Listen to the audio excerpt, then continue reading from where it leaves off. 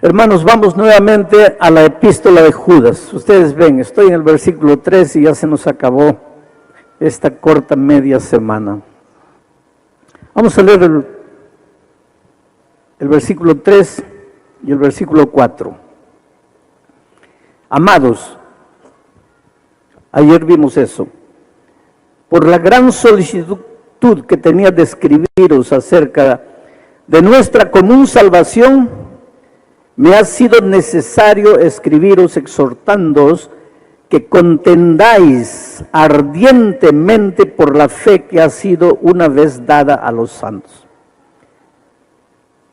Cuando Judas decidió escribir su libro, su carta, él tenía una cosa en mente: voy a explicar el tema de la salvación. No hay tema más sublime que el tema de la salvación, el misterio de la salvación, el misterio de la gracia.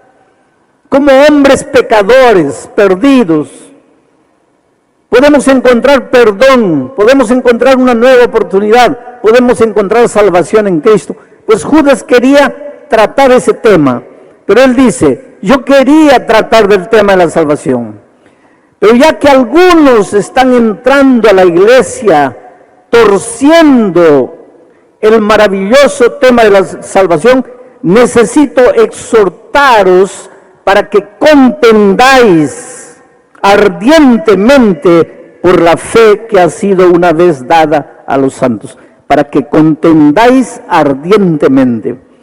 ¿Sabes que hay mucha gente que toma esta orden en el sentido de que hay que pelear por el Evangelio, hay que atacar a las personas defendiendo el Evangelio, hay que agredir a las personas defendiendo el Evangelio porque lo estamos haciendo en nombre de Dios? Oh, queridos, eso es fundamentalismo.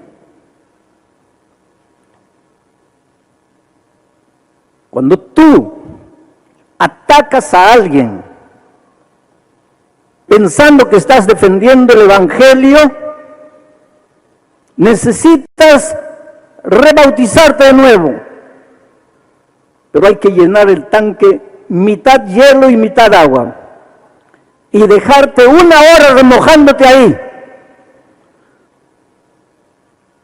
porque tú en nombre de Dios y en nombre del Evangelio no tienes el derecho de dar rienda suelta a tus instintos no sometidos al Espíritu Santo. Porque la primera característica de alguien que ha sido convertido es el amor, porque Dios es amor. Y si Dios es amor y Él tiene una iglesia en esta tierra, la iglesia de Dios en esta tierra es la iglesia del amor. ¿Cómo tú puedes, en el nombre de Jesucristo, diciendo que estás defendiendo el Evangelio, atacar personas, agredir personas? Claro que no agarras piedras, no das tiro a nadie, porque si no ya irías para la cárcel. Pero a veces las palabras son peores que las piedras. Y ahora en este tiempo de redes sociales, es fácil sentarse en el computador, en el anonimato, y agredir personas. Y en tu cabecita piensas que estás defendiendo el Evangelio. Eso no combina con cristianismo. Jesús jamás haría eso. Y si tú eres un seguidor de Jesucristo, debes permitir que el Espíritu Santo reproduzca en tu vida el carácter tierno, manso y dulce del Señor Jesucristo. Pero entonces, ¿qué es lo que Judas está diciendo aquí? Él dice así: he cambiado el propósito, dice, primero quería hablarles de la salvación, pero he decidido exhortaros que contendáis. Esa palabra contendáis en griego es el verbo epaginosimai, que literalmente quiere decir que agonicéis defendiendo. No que agredáis, sino que agonicéis defendiendo. Que estés dispuesto a morir por el Evangelio, pero no a matar por el Evangelio. No a agredir por el Evangelio, no a ofender por el Evangelio. agonizar defendiendo los valores, los principios del Evangelio, a vivir el Evangelio. La mejor manera de defender el Evangelio no es con palabras, es con tu vida. Vive el Evangelio. No hay mejor argumento en favor del cristianismo que un cristiano transformado por el poder de Dios. Mahatma Gandhi, el líder hindú, decía, después de estudiar toda la doctrina cristiana, dijo algo terrible. Dijo, después de estudiar la doctrina cristiana, yo me volvería un cristiano, porque la doctrina es maravillosa. Yo me volvería un cristiano si no fuera por causa de los cristianos. Un cristiano que no ha sido transformado por la gracia de Jesucristo es el peor argumento en favor del cristianismo. Pero mi texto para esta noche no es ese. Eso ya vimos anoche. Dice, yo he decidido exhortaros que contendáis ardientemente por la fe que ha sido una vez dada a los santos. Porque algunos hombres han entrado encubiertamente, esa palabra encubiertamente en griego es la palabra metaschematizo, de donde viene nuestra palabra metamorfosis. Es decir, algunos hombres han entrado, pero entran pareciendo una cosa y se van transformando, se van metamorfoseando, y después se muestran como son, pero entran de mansito, entran como que aceptan el Evangelio, pero de repente comienzan a cambiar, comienzan a metamorfosearse. Entran disimuladamente, dice, porque algunos hombres han entrado encubiertamente, metamorfoseándose. Y estos hombres desde antes habían sido destinados para esta condenación. Y miren cuál era el problema de ellos. Dos. Primero, estos hombres impíos convierten en libertinaje la gracia de nuestro Dios.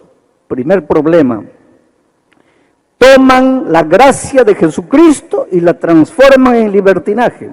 Y segundo problema, y con este hecho niegan al propio Dios, al único soberano, y a nuestro Señor Jesucristo.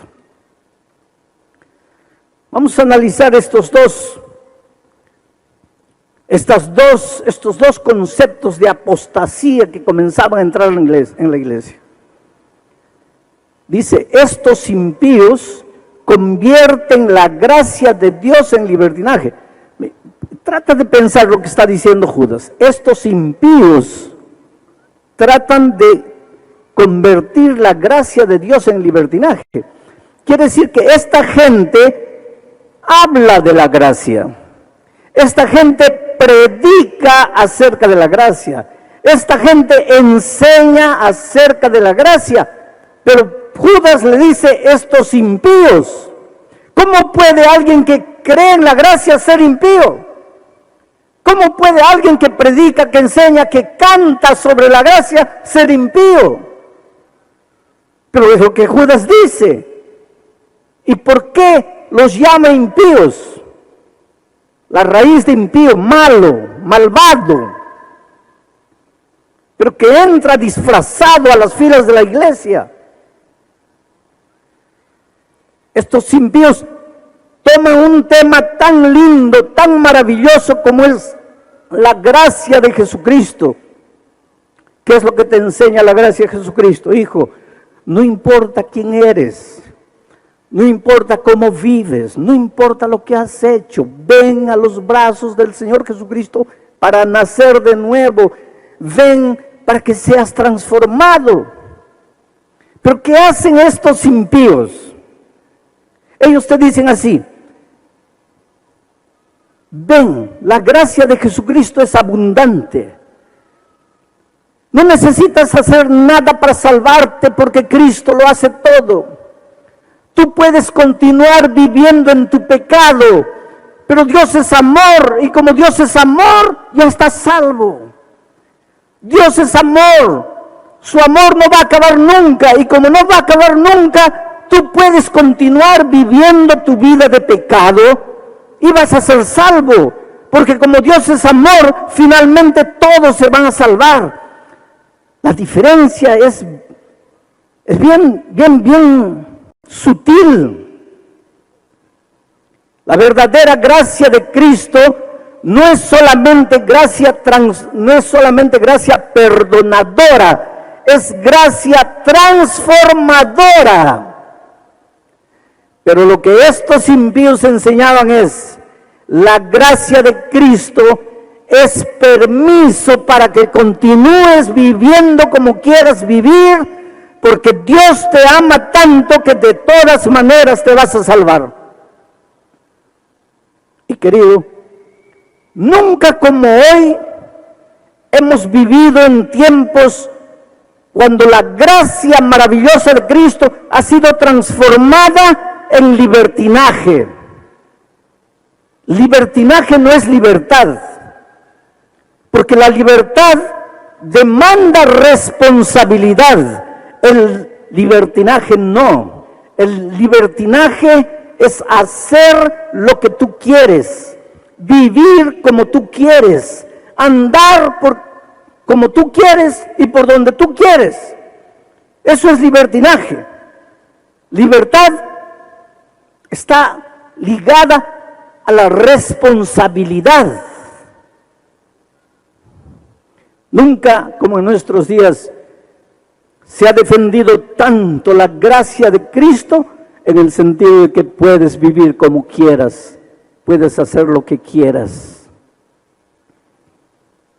Es por eso que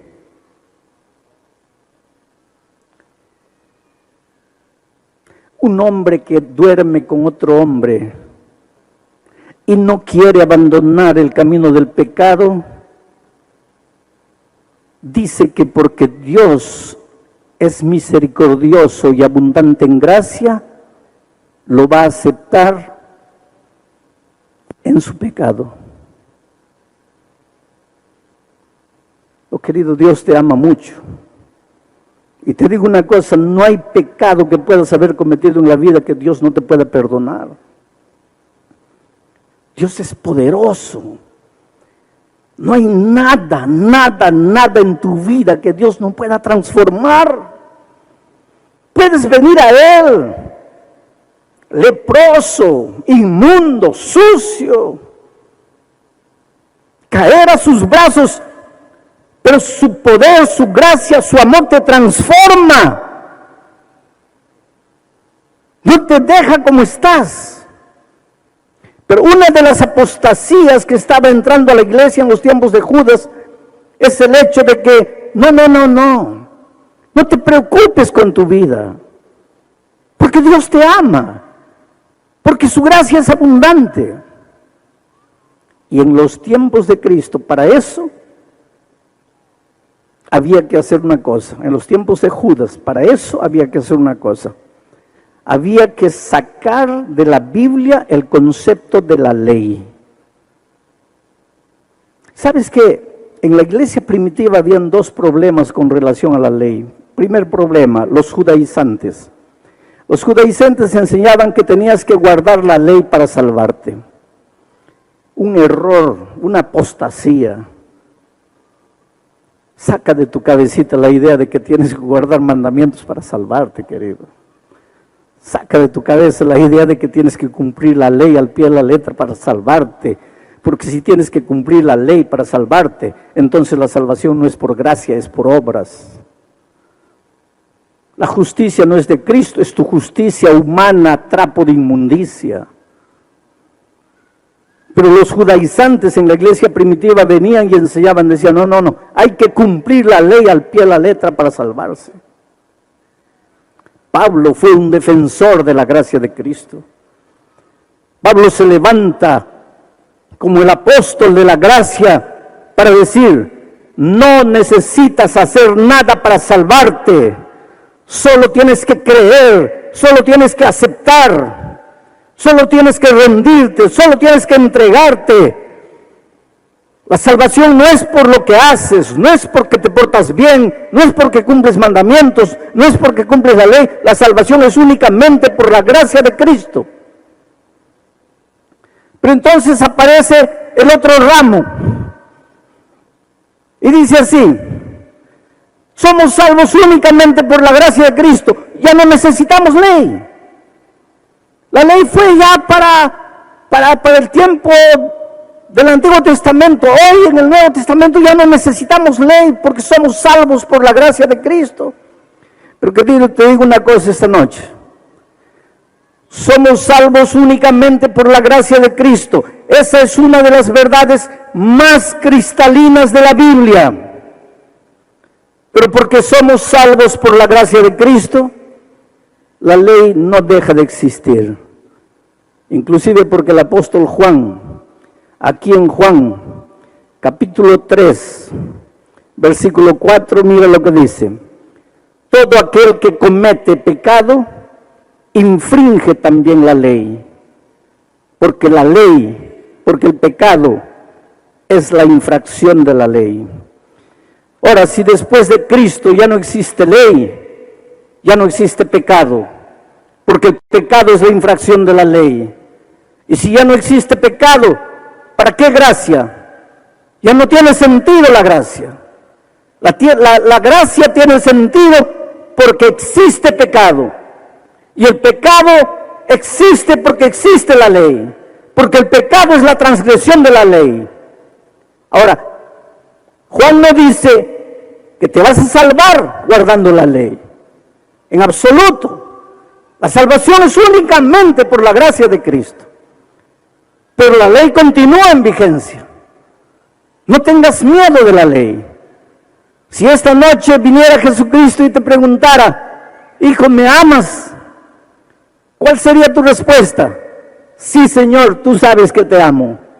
Y entonces Él te diría: entonces, si me amáis, guardad mis mandamientos. Él no te está diciendo: para que te salves, guarda mis mandamientos. Él dice: si me amas, guarda mis mandamientos. La obediencia no es un requisito de salvación, porque la salvación es por gracia. La obediencia es una expresión de amor. No te atrevas a decir que amas a Dios si quieres continuar andando en tus propios caminos. No te atrevas a decir que Jesús es lo más lindo que sucedió en tu vida si no estás dispuesto a obedecerle. Oh querido, Dios te ama. ¿Sabes por qué Dios no aprueba el pecado? Y hay una cosa que tenemos que entender esta noche. Una cosa es el pecado y otra cosa es el pecador. Voy a repetir: una cosa es el pecado y otra cosa es el pecador. Jamás, queriendo combatir el pecado, combatas al pecador. Jamás, queriendo reprobar al pecado, repruebes al pecador. El pecado es lo más sucio, lo más inmoral y lo más opuesto al carácter de Dios. Pero el pecador es el ser más precioso a los ojos de Dios. No golpees al pecador queriendo golpear al pecado. Y te voy a decir algo más. Cuando Cristo venga por segunda vez, viene a destruir al pecado. Viene a colocar un punto final al pecado. No viene a destruir a los seres humanos. Pero pastor, ¿los pecadores no serán destruidos? Te voy a explicar. ¿Quién es el pecador? El que se agarra al pecado. ¿Qué es el pecado? La transgresión de la ley. Pecador es todo aquel que está agarrado al pecado. Ya vimos la primera noche que La Biblia es un libro de llamado. Dios te llama. ¿De dónde te llama? De aquí, del territorio del pecado. Te llama para el territorio de la vida. Ven, ven, ven. Venid a mí todos los que estáis trabajados y cansados. ¿Cansados de qué? Cansados de luchar, luchar sin poder. Cansado de intentar sin alcanzar. Cansado de sufrir. Ven, ven, ven. El Evangelio es la buena noticia de que hay solución para tu vida. Sal del territorio del pecado, ven. Dios no te puede tomar por la fuerza y arrancar del territorio del pecado. Tú tienes que querer, tú tienes que decir sí. Jesús te llama y te dice, ven, ven, ven. Hoy es el día de buena nueva, hoy es el día de salvación. Si oyeres hoy su voz, no endurezcáis vuestro corazón. Jesús te llama y te llama. Pero llegará un día en que Jesús va a venir a esta tierra para ponerle un punto final al pecado. ¿Y sabe por qué? Porque tú eres un hijo amado de Dios y el pecado te destruye, el pecado te hace sufrir, el pecado te anula, el pecado te paraliza, el pecado destruye tu familia. Tu hogar en este momento está destruido por causa del pecado. El pecado te mete en deudas, el pecado deforma tu personalidad, el pecado te esclaviza. Dios no te creó para ser esclavo, Dios no te creó para vivir endeudado, Dios no te creó para vivir prisionero de los vicios, Dios te creó para libertad, Dios te ama. Y como el pecado te oprime, como el pecado te destruye, Dios no acepta el pecado de manera ninguna. Porque tú eres lo más precioso que Dios tiene y el pecado te destruye. Por eso Dios dice, ven, ven, ven. Pero un día va a tener que colocarle un punto final a la historia del pecado. Y cuando ese día venga y la ira de Dios sea derramada, será derramada sobre el pecado. Y los únicos seres humanos que serán destruidos serán aquellos que se agarraron con uñas y dientes del pecado y no lo quisieron soltar. Tú no tienes que tener miedo de los juicios divinos, porque hoy es el día de buena nueva. Dios te llama, te llama, te llama. Dios te suplica. Dios dice, aquí estoy a la puerta de tu corazón y te llamo. Si vienes a mí, entraré. Si me abres la puerta, entraré. Viviré contigo. Oh, queridos, ¿cómo entender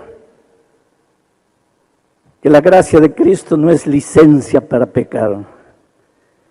¿Cómo entender que la gracia de Cristo cuando llega a tu vida no te libra solamente del peso, de la culpa de tu vida pasada, sino que te liberta de las cadenas del pecado? Y entonces quedas como una paloma libre para volar, volar, volar por los horizontes sin fin. Si tú crees en la gracia perdonadora y transformadora de Cristo, esta noche puedes haber entrado aquí arrastrándote en tu pecado, amarrado a corrientes de vicios, de hábitos que te destruyen, amarrado a sentimientos de los cuales no te puedes libertar, amarrado a pensamientos inmundos que te perturban de día y de noche. Puedes haber entrado aquí arrastrando la lepra de tu pecado, pero el Señor Jesucristo esta noche está en esta arena y se mueve soberano en la persona de tu Espíritu Santo y llega cerca de ti y dice, hijo, si quieres yo te puedo libertar, si quieres yo te puedo curar, si quieres yo te puedo salvar. Déjate salvarte, deja de correr, deja de huir, deja de esconderte. Hoy es el día de buena nueva, hoy es el día de salvación.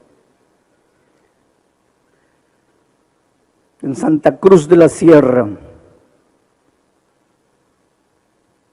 hace muchos años atrás dirigí una campaña de evangelismo en el Coliseo Deportivo de esa ciudad. Al final le hice una invitación y dije, ¿cuántos quieren entregarle el corazón a Jesucristo? Y un ebrio vino por el corredor central. Estaba completamente ebrio porque él venía, pero venía tambaleándose. Y toda la gente se reía porque seguramente pensaba, ese pobre ebrio no sabe lo que está haciendo. Pero él vino así ebrio, porque esa noche yo dije, ven a Jesús. Estás drogado, ven trayéndole tu drogadicción. Eres víctima de algún vicio, ven trayéndole tu vicio.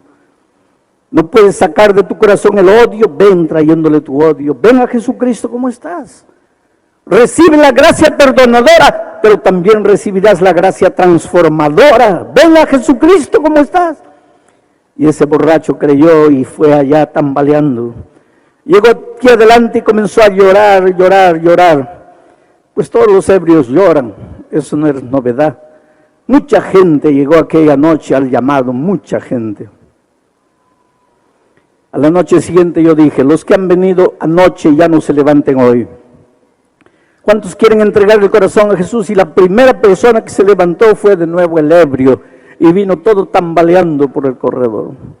Y ahora sí la gente comenzó a reír, porque pensaban, está viendo, no sabe nada, no se da cuenta de nada, no entiende nada. El pastor dijo, los que se han levantado anoche ya no vengan, y él ya se levantó anoche.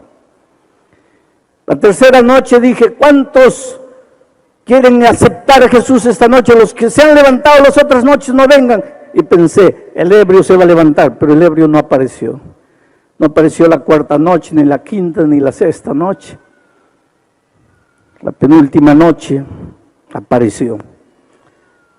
Yo dije, ¿cuántos quieren aceptar el bautismo para nacer de nuevo en Cristo Jesús? Y la primera persona que vino adelante fue un hombre pantalón jeans, camisa blanca, bien bañado. No parecía el ebrio, porque el ebrio era un pordiosero, sucio, inmundo, barba larga, cabello largo, olía mal. Yo me di cuenta porque las personas llegaban a su lado y se apartaban, no podían soportar el olor.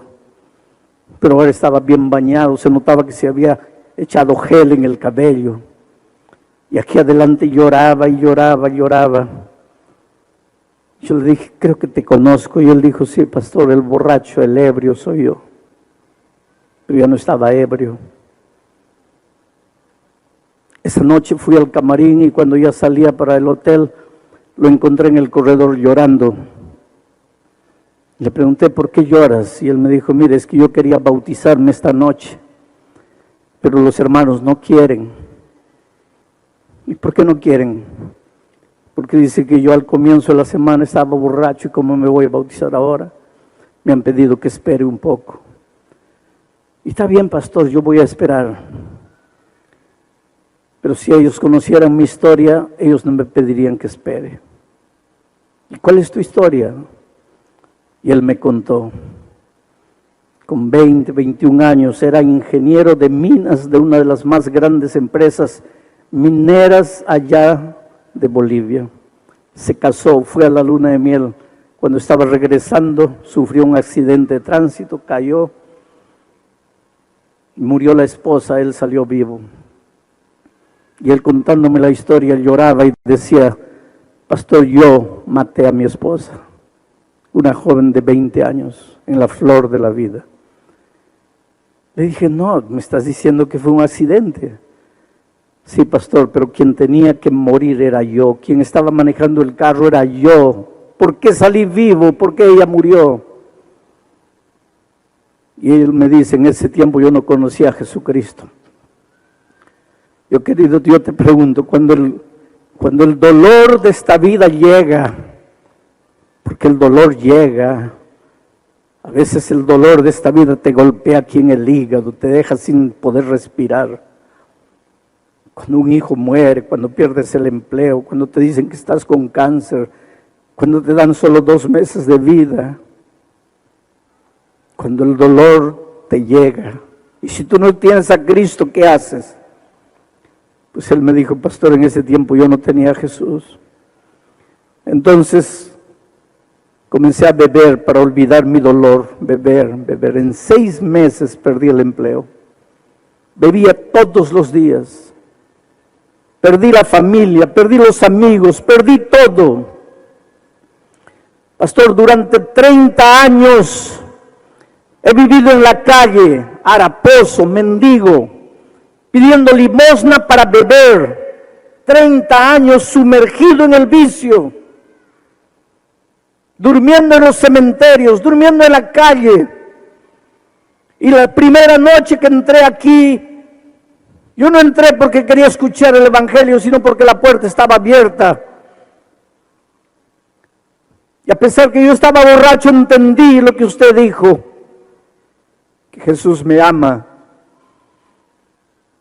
que Jesús podía transformar mi vida.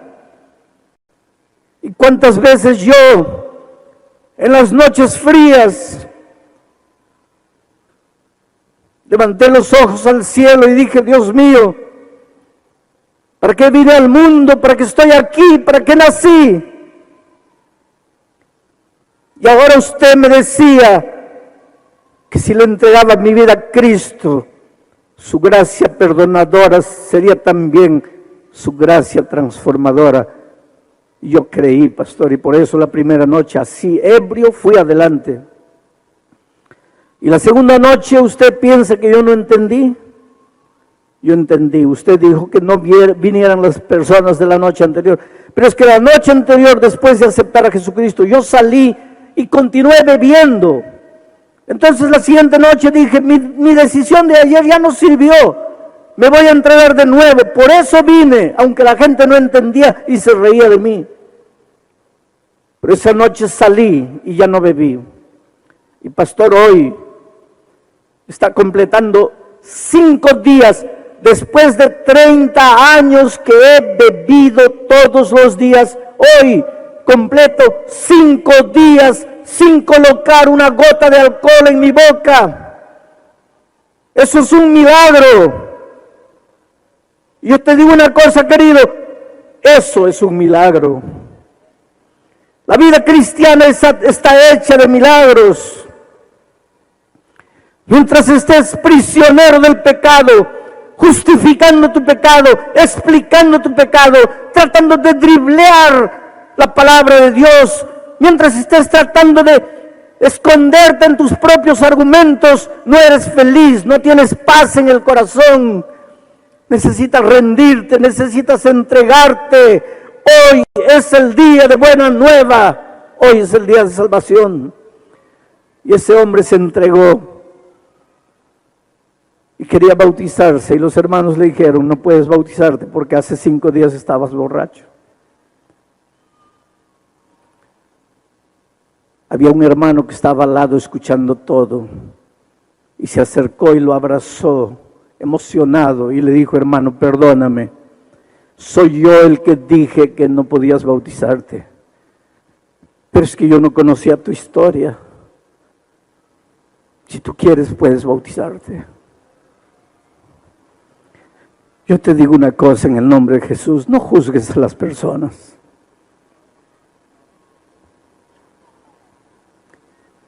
Tú sabes que ninguna mujer nace prostituta.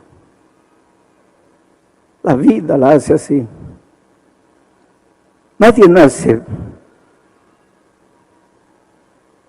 drogadicto, la vida lo hace así. No juzgues a nadie. Qué Dios maravilloso que no te juzga a ti, que te acepta como eres, pero no te acepta para pasarte la mano y decirte, hijito, sigue pecando que yo te amo. No, te acepta y te dice, hijo, viviendo la vida que estás viviendo no eres feliz. Entonces yo te acepto para transformarte, para hacerte un hombre nuevo, una mujer nueva, para que pares de vivir los tormentos, las lavaredas de infierno que tu conciencia te hace vivir durante las noches. Aquel hermano lo abrazó y le dijo, si quieres puedes bautizarte. Pasaron 5 años. El último año que estaba trabajando antes de jubilarme, volví a Santa Cruz de la Sierra, prediqué en el mismo Coliseo Deportivo. El pastor me recogió en el hotel, me llevó al Coliseo y cuando estábamos llegando vi a un hombre de chaleco fosforescente con un radio en la mano, con una linterna en la otra, corriendo de un lado para otro, dando instrucciones para que abran la puerta, que cierren la puerta, que organicen allá. Era el coordinador de todos los recepcionistas. Y el pastor me dice, ¿se acuerda de él?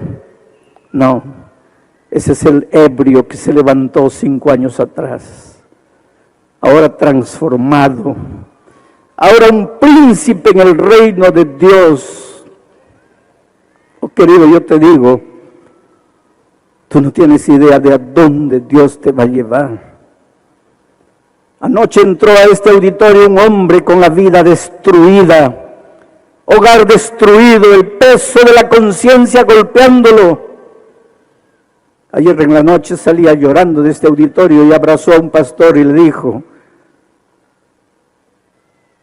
yo creo en la palabra de Dios porque yo entré uno y estoy saliendo otro. Porque así son las cosas en el reino de Dios.